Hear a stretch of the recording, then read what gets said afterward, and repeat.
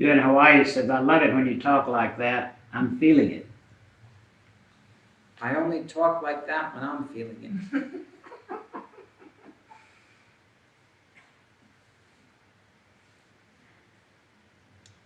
You see, you can be this all the time and still undergo various bhavas of recognition within it. Being within it all the time includes the total eclipse of that which you call enlightenment, of that which the scriptures call enlightenment. Just as in the stages of the moon, there is the total disappearance of the moon. There's no moon.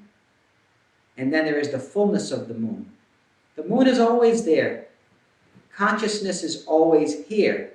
Nevertheless, it has its own way of still intoxicating beyond the already existing and infinitely existing presence of itself.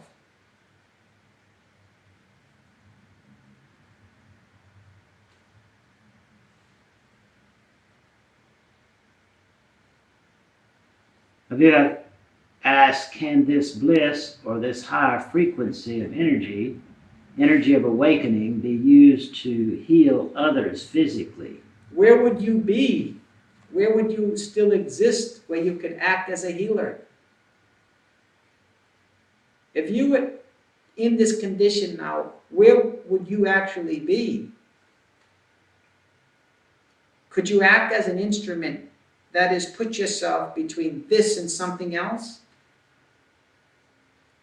Or is there no longer any other something else?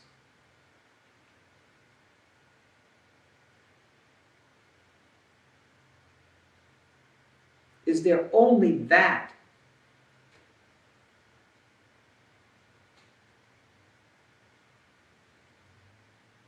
The object is that, the subject is that, and that which is between the subject and object is that.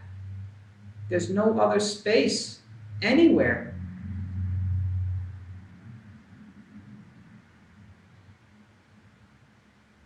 This is the destruction of duality we're talking about here.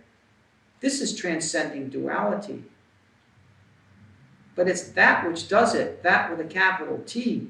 It's not my mind.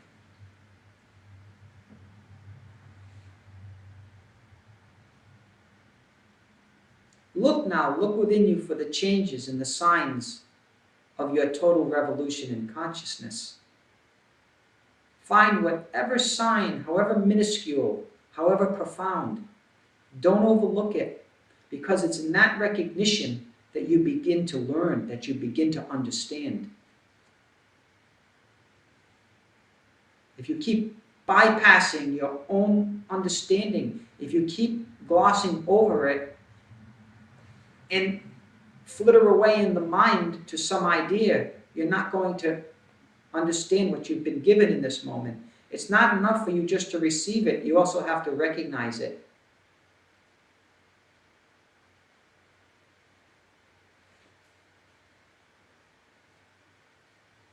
When you travel from one country to another, you need a passport. You don't just show up and say, here I am, don't you see me? You have to actually produce something that corresponds to who you are. That analogy corresponds to the knowledge that you have recollected with your mind, that which you always are. That recollection is not some false representation of who you are, merely because it's recollected and it's in the field of recollection. It's only in the field of recollection that you can then be the timeless within time.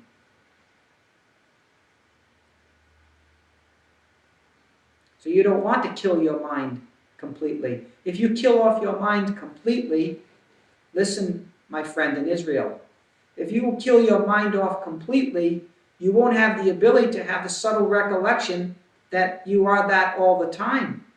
Because all the time means also in time. Now, how else are you going to know that you are completely liberated unless in some way your intellect has adjusted itself in the field of knowledge to accept that? Knowledge is necessary for that. Now, I know this is a slippery slope, And this could be interpreted as just spiritual babble. It has no meaning. I'm talking to myself. Yes, I am talking to myself at this point.